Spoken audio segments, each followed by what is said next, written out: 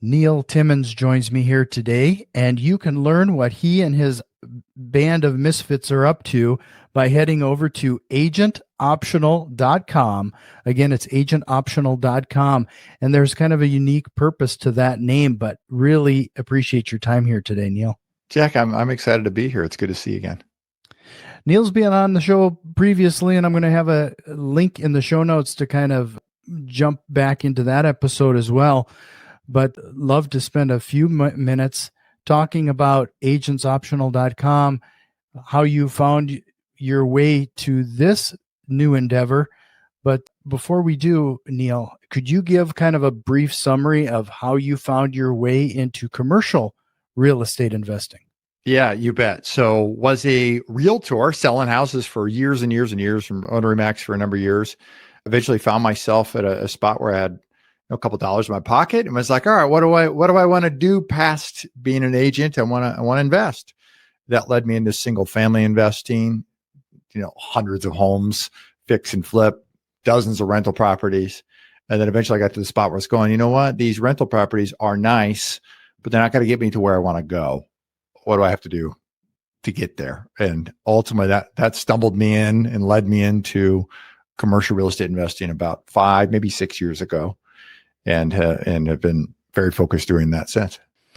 Yeah, I don't know if you've had the same situation I have, but single family homes as rental properties hasn't been as appealing compared to when I first started. I'm of an extreme opinion now, Jack. I think it might be one of the greatest lies in the industry that somehow this is the holy grail, and I think it can be very lucrative, but it's an operations heavy business. You have to build tremendous structure and operations, and ultimately in-house manage everything, and you got to add a lot of doors for it to really add up in material money outside of hitting it rich, if you will, from appreciation, which when we underwrite, we don't account for that at all. It's on the basis of cash flow. Well, that's just it. You mentioned cash flow. Everybody's sold that dream that it's just mailbox money and it's just going to show up even on a single family home. And however, when you take into account that a single family home on average is probably going to be generating $200-$300 a month, it just takes one appliance to go out and it blows your whole cash flow for a year. There's no doubt about it. Yeah, that or had the experience I had, which was a couple of years ago now at this point, where we had a water line from the street that connects up, where it connects, just on my side of the connection, break in the middle of a 4-lane street. That took us hiring a professional plumber along with them to bring in their backhoe and cut out the street and shut it down for 2 days. And a house that I bought, I don't know, maybe 6-7 years ago, somewhere in that range, for $40,000 at the time, that was getting just under $900 a month in rent and tack on a $14,000 plumbing bill. Well, the cash flow from that thing's gone for darn near a decade. Yeah, there's no amount of saving at $900 a month, especially when there's a mortgage. Sure.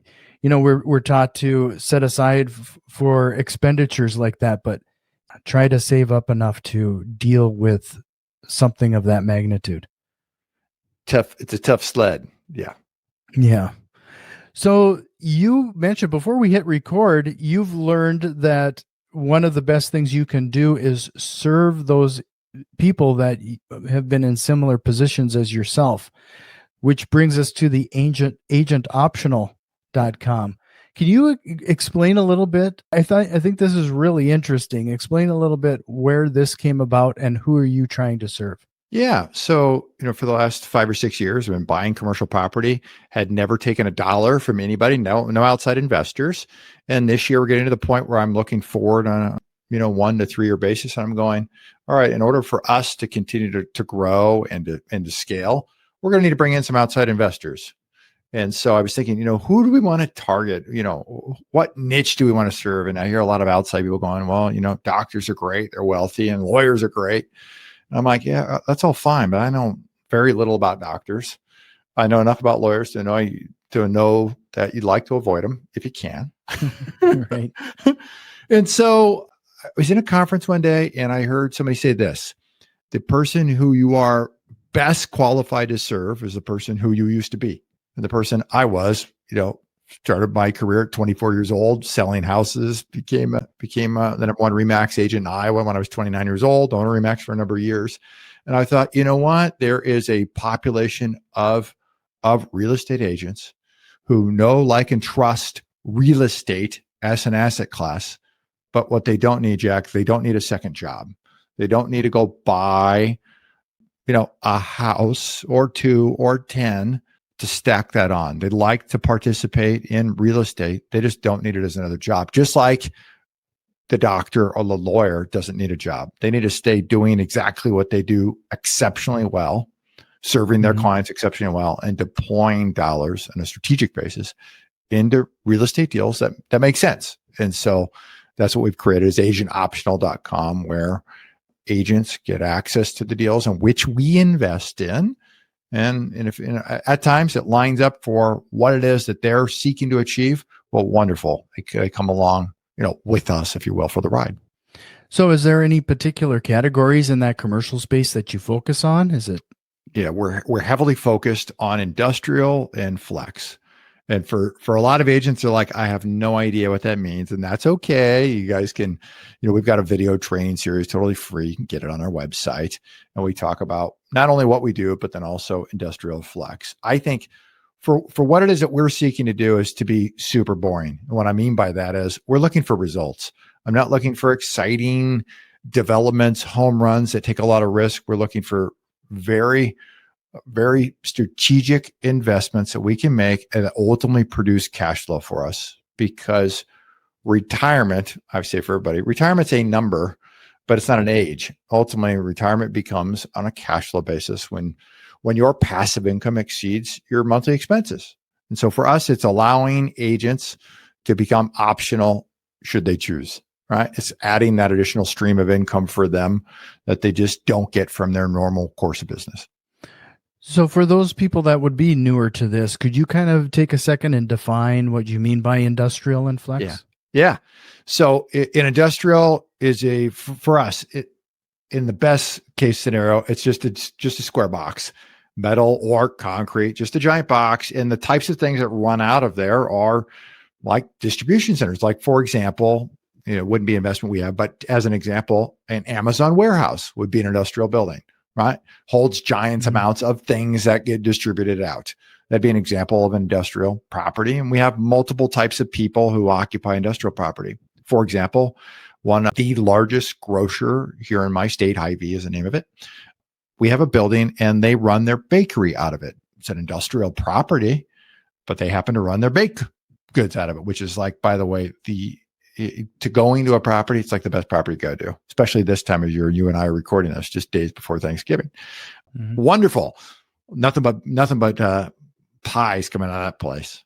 And a flex property, I say flex property is like the mullet of commercial real estate. So you typically have an office in the front and a warehouse in the back. That's what I mean by the mullet of commercial real estate. Sure. So the type of places, has a little retail front and in the back, a big 10, 12, 14 foot overhead door that rolls up. So perhaps a granite place runs its operations out of a flex type property, right? They need a little office up front, not very big, to showcase some of their wares.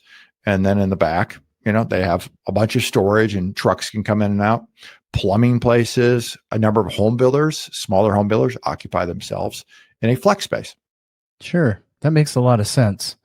So, and that kind of leads me to my next concept and question there with the whole, now that we're out of the pandemic and there's a lot of work from home type scenarios, you're describing two commercial properties that probably have had very little change now that the economy is kind of back to force again, where they still need these type of spaces compared to small offices and the like. You hit it on the head. In fact, there has been a change, but it's been the opposite.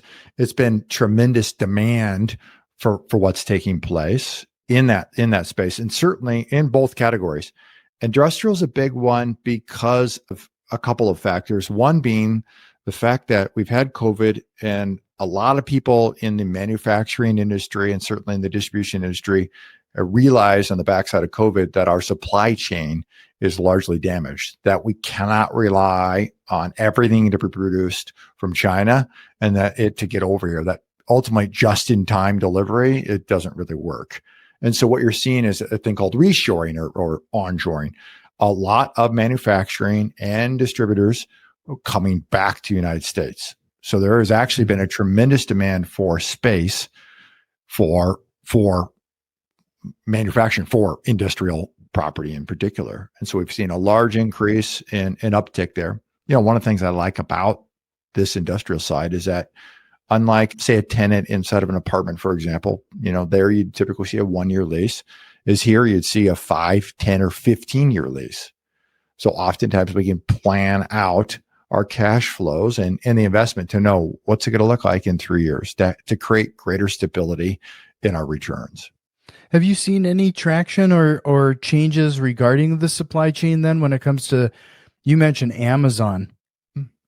Amazon is building out a lot more satellite warehouses. I mean, we even have one locally now where, and it seemed like overnight where it would take a couple days, which seems still silly of me to say this. It would take a couple days for me to get my package from Amazon, but now I'll get something like the next day. So you're seeing these smaller distribution centers popping up. You're right. And in some cases, you can get it delivered as fast as 2 days, depending where you're at and what the item is. Right. You're exactly right. That last mile delivery is becoming more and more important. And you think of us as consumers. I mean, we're not becoming more patient somehow, right?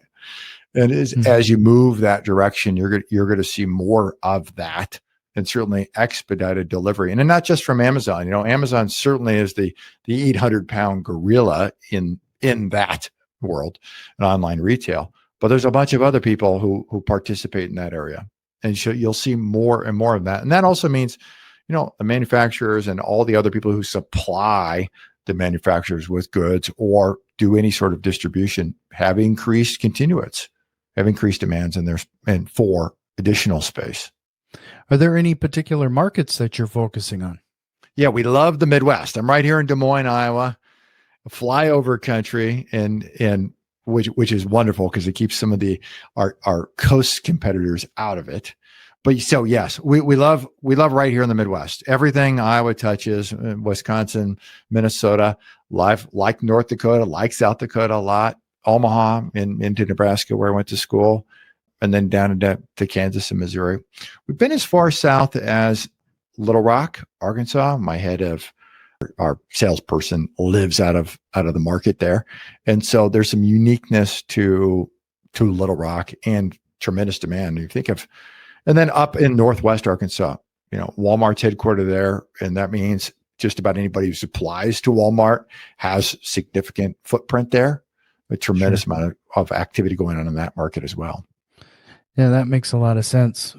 So is there anything in particular that you're looking for in these properties? Like, what would your underwriting or qualifications look like? I'll give you our sweet spot. Our sweet spot really is 20 to 60,000 square feet. Love a single tenant, triple net deal. We certainly buy multi-tenant properties as well. And then we're looking for certain clear heights. So inside of industrial, clear height, from floor to ceiling, what's that clear span, that clear height is a big deal. And so depending on where we're at, we're typically looking at 16-foot minimums. 18 is a little more ideal as we start at about 20,000. And then the bigger that building gets, the higher that clear height needs to be. So, on a brand new construction today, for example, a lot of brand new construction buildings are 150 or 200,000 square feet, and they're at 32 to 34 on clear height. And so you'll find us operating in these B-class buildings, these B-class areas, solid places that they could never reconstruct. And that also gives us an insulation, a buffer. For example, if we buy a building that's $80 a square foot, for example, to reconstruct that building at 30,000 square feet probably cost $150 to $175 a square foot. And so there is no competitors coming back in and building that building. The buildings today have gotten much, much grander, much bigger. I would imagine that depending on the cities and the ordinances too, they're just there's a bigger hurdle there to cross in order to get something like that constructed. And as a result of getting something like that small constructed, what do you need? Small lots? Well, though developers don't love the idea of developing small lots.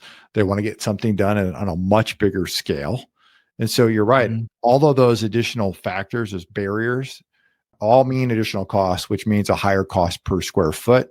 And when we buy, this kind of 20 to 40-year-old product, we feel like we're well insulated between, what's the competition going to look like? The competition is what's already existing. And so when you get your head wrapped around that, along with the demand for space, feel like we've got a nice downward buffer. Mm-hmm. Just to remind everybody, head over to agentoptional.com to take advantage of what Neil is talking about. Check out the videos and content there for some additional insight. If you found some value in what we're talking about so far today, do us a quick favor and share it with one of your real estate investing friends. So, Neil, I'd be curious then, based on your experience, what have been your overall average of returns and how does that portfolio stacking up? Yeah. So good question. We haven't taken a lot full cycle because we like to hold on to these properties because what we're in it ultimately is for cash flow. Our intent is to build a nice ongoing cash flow stream that ultimately gives our passive investors, realtors, passive income so that they can become agent optional instead of just cashing a check, just selling the property. And then, so what we've done, unlike I think other folks in we're a syndicator, meaning we create opportunities and we allow other people to come in and invest alongside us. So unlike our brethren in the industry, which I'm not knocking them, there just is a material difference. They're largely compensated by transacting, meaning by creating an exit, by selling that property. And Warren Buffett, I went to school in Omaha. I drove by Warren Buffett's house, personal house, every single day I was in school there. One of the things that he said is never is the best time to sell a great investment. And so we believe the same exact strategy. Now, if we can strategically do a refinance and distribute money back to our investors because the property is appreciated, well, wonderful. That's exactly what we want to do. But we never want to kill that goose that lays the golden egg. Yeah, that makes a lot of sense. Earlier you mentioned that agent optional, you're serving somebody that, you've been there, done that. Yeah. What I think is interesting is that I run into, I would say, a majority of the agents, whether it's commercial or otherwise, they work with investors on a regular basis, buying and selling properties. They're seeing portfolios building, but then they never take the jump themselves. Yeah. Could you talk a little bit about maybe some of those other, I would say, benefits to an individual who is actually selling commercial property or selling real estate for that matter? Yeah. It seems like there's a new level of understanding when you're involved in it, even at a passive state. No doubt about it. What are the biggest reasons? Because I see the same exact thing, Jack. And we ask the question to folks when they come along, we have conversations with folks to see if we're a fit or they invest with us, is to tell us about your experience. And a lot of people say the same thing. Occasionally people have invested in houses or a few things enough to know that going, I know I don't want to do this. I like everybody's after is we all want the outcome, right? The cash flow. And I think some of the people get exposed to the house side of things and realize it's not as easy as the books and the videos and the gurus would make it out to be. And so, the big thing they get from us is you got to be a limited investor, which means, yes, you got to understand all the things that we do, but you don't have to go sign a mortgage. You don't have to participate in the management. You don't have to get the phone calls. You don't have to deal with all the things that go into the execution of the business plan. But what do you get? You get to derive the benefits. You obviously have, in exchange, you put in capital to work and you get rewarded in the shape of cash flow and the shape of depreciation. So you can reduce that passive, some of your income, passive or active, depending on how your taxed as an agent today. So you get the upside of the appreciation as well. So kind of for the right people, if somebody's super active, they want to get involved and do everything, it's not the best for them. But for those who want the benefits of real estate, not going and finding a REIT on Wall Street, because then you're exposed to the public markets, right? All the ups and downs of the stock market. It's for people who, know, like, trust real estate, want to participate in it, and have to be able to make their decisions as they go and get out of the stock market, or not be so exposed to the whims of the stock market. Mm-hmm. I was going to dive into that a little bit. Like, you kind of answered it. Who is this made for? And what type of questions should they be asking themselves or you before they got involved? Yeah, well, the best thing to do to ask those questions is, go to Agent Optional and get our free resources. Yes. But then, the best thing would be to do, when it makes sense, to schedule a call with us, Ava Baukamp's the head of our investor relations, and have a call with her. She's going to spend, 20 to 60 minutes with you to understand your experience, and then you can understand about us. Ultimately, it's about finding, are we a fit for each other? And for some people, the answer is for sure. For other folks, you're going, it's just not for me. And we want to understand that understand you as much as we want you to understand us. Right. So could you talk a little bit about, share a story of somebody who jumped in and what type of experience they've had so far? Yeah. So we just raised here in July or August. We just did our first raise. And so prior to that, I've written every check for ultimately a fair bit of commercial property. And so we have one under contract right now. We're working through due diligence. So we may or may not be raising here at the end of this year.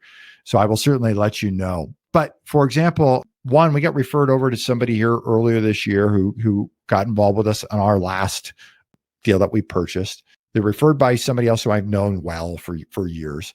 And they have, their interest is passive income.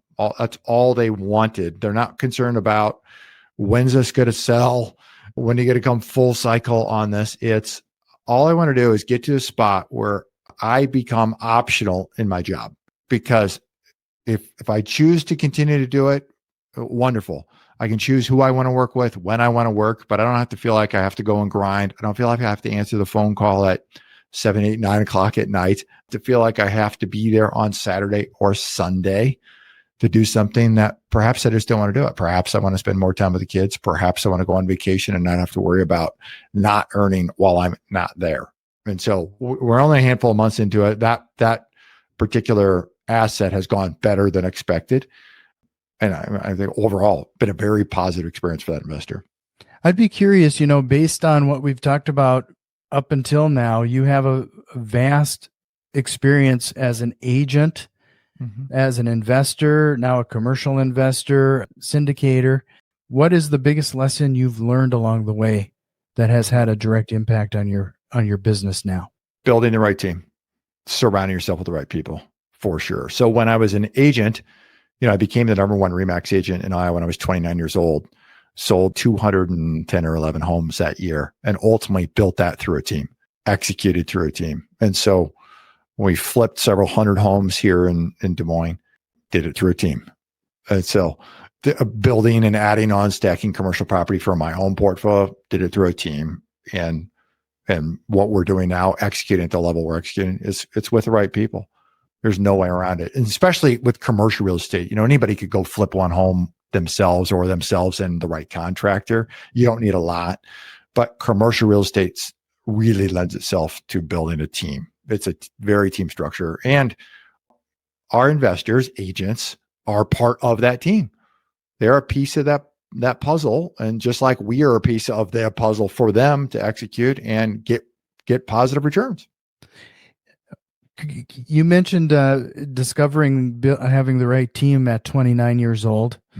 Some would say that that's still relatively young in the grand scheme of things, but it seems like you learned to make that investment fairly early on.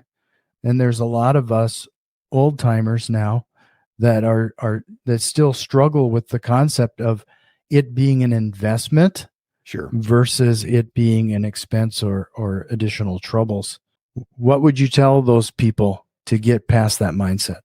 To get past that mindset, I heard a quote, must have been from some sort of training I did years and years ago. I was probably in my 20s for sure when I heard this. And the quote was, maybe Gary Keller said it. So it's certainly in that vein of a Gary Keller quote, that you're just one hire away from being a millionaire. And it speaks, and when you go down that rabbit hole, it's like, what does that really mean? Well, you're going to be able to add leverage.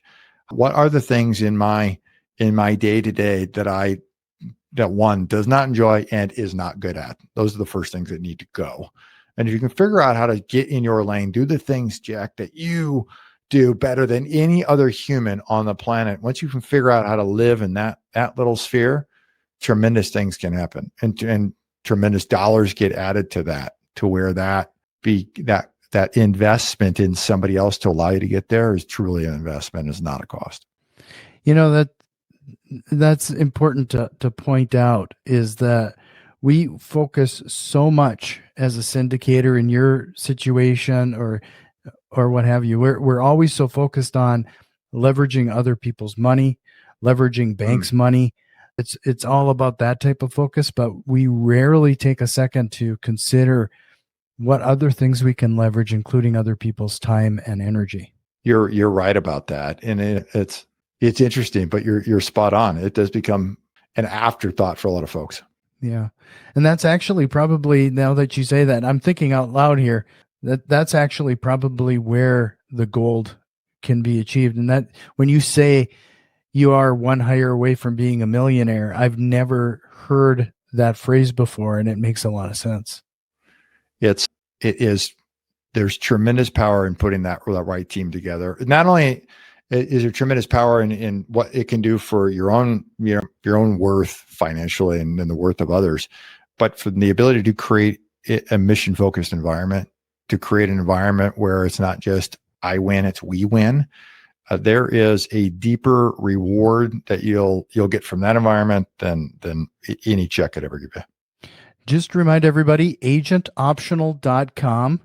Neil, this has been a great conversation, but before I let you go, we're going to jump into some rapid fire questions. And I don't know if I've put you through this before. I don't remember, but I'm now prepared. Okay. At least mentally. So you shared what you thought is a lie that we tell each other previously at the beginning of this episode, but what lie do real estate investors tell themselves and others? What lie do the real estate investors tell themselves and others? That cash is king. I think that's a big lie. Well, I think it's important. I think cash flow is king. Mm-hmm. Do you have a book recommendation, or what are you reading right now? My book recommendation would be Winning Through Intimidation. Winning through, not winning by. So winning through it. Intimidation. You'll have to. The author escapes me off the top of my head. Great book. It's an oldie and a goodie. Okay. What is one tool you can't live without, whether it's in your personal or business world? Your questions are incredible, Jack. They really are, because it forces me to think and reflect. Because I'm like, I know there's lots of tools that I cannot live without. I'll default. I'm sure it's been said too many times here, but I'm gonna say Chat GPT. I cannot live without right now. You're the first one to say that one. All right. And I've been using that quite a bit lately as well. It's been a great tool to at least get a starting point on some things. Yes, it's great. Sometimes, dialogue, talking to somebody else, I find at times is so much better than text, because you can bounce ideas off. I just can't get text. So occasionally I'll just get on the phone with somebody and we'll just walk through whatever it may be. And I find Chat GPT is like having that other person. It's good to go, oh, I didn't think about that. And then it just leads you down, allows you to think differently, or allows you to think down a different path. Sure. If you could go back in time and give your younger self one piece of advice, what would that be? One piece of advice would be to think further ahead, think further out. So as an agent, for example, it was always, how do we sell a home this week, this month? How do we do 5? How do we do 10?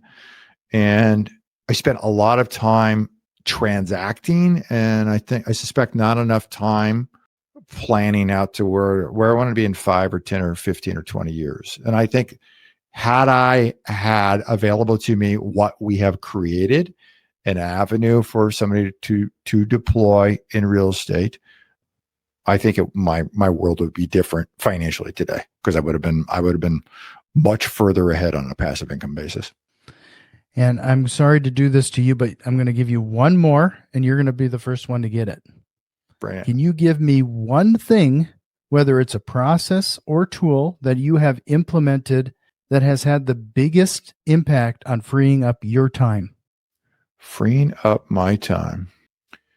Well, the tool would be Vimeo, and our process would be anytime I get to a spot where, I'm not good at it and I don't like it.